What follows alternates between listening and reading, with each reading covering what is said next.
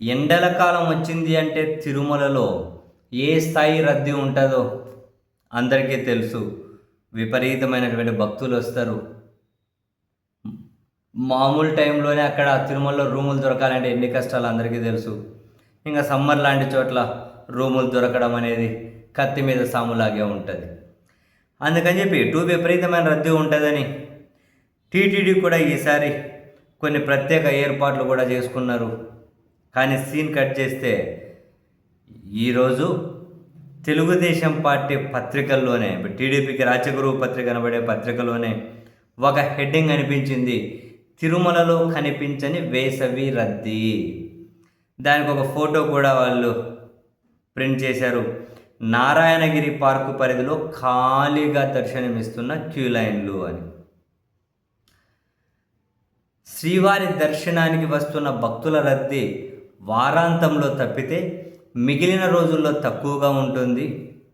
వేసవి సెలవుల నేపథ్యంలో భక్తుల రాక భారీగా ఉంటుందని అంచనా వేసిన టీటీడీ అధికారులు రింగు రోడ్డులో క్యూలైన్ల నిర్మాణం వంటి ముందస్తు చర్యలు కూడా చేపట్టారు. అయితే ఆశ్చర్యకరంగా కొన్ని రోజులుగా క్యూలైన్లు ఖాళీగా దర్శనమిస్తున్నాయి. సోమవారం ఉదయం సర్వదర్శనం క్యూలైన్లలోకి వచ్చిన భక్తులకు నేరుగా దర్శనం లభించిందట. శ్రీ పద్మావతి విచారణ కేంద్రము, ఎంబీసీ కేంద్రాల్లో గదుల కోసం డిమాండ్ అనేది తగ్గిందట. కొన్ని గదులు ఖాళీగా మిగిలిపోతూ ఉండడంతో దర్శన టికెట్లు